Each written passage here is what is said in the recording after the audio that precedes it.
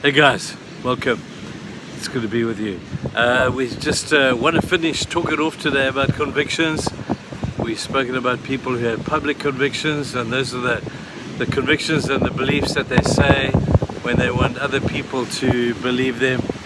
We spoke about personal convictions, and these are the ones that come close to the home.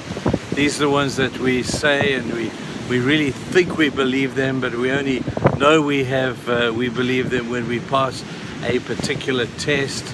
I want to talk about core convictions right now. Core convictions are the real deal. The real deal, it happens as a result of us having fulfilled all the other convictions.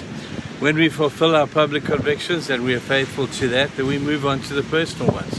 When we fulfill our personal convictions and find out that God is who He says He is, and when we pass the test that God puts us through, all of a sudden over the course of time we develop a case history of passing the test that God is who He says He is. And therefore our convictions are not based upon some airy-fairy kind of pie in the sky thing, but our convictions are based upon personal experience. Think of David, how often we use the example of David before he stood in Goliath.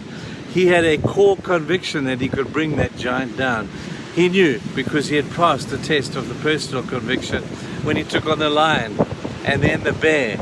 And now on the basis of his success in those areas, all of a sudden he's saying, man, my personal conviction by test and trial and error and passing the test has now become a core conviction. There is nothing that can defeat me when I stand in the name of Jehovah. That, people, is a core conviction.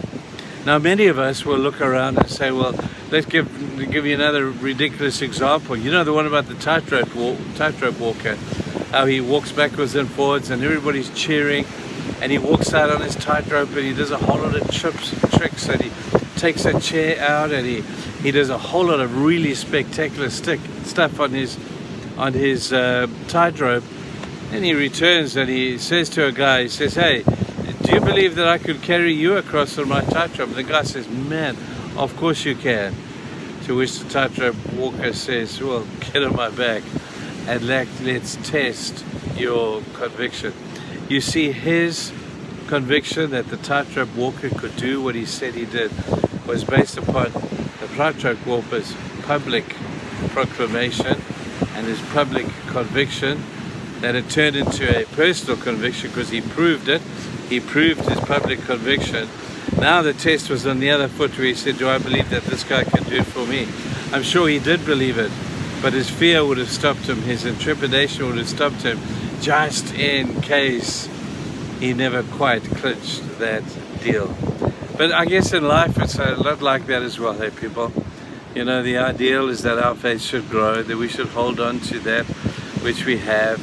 We should never let go of the faith that we have in God, because He's totally able to do what He says He will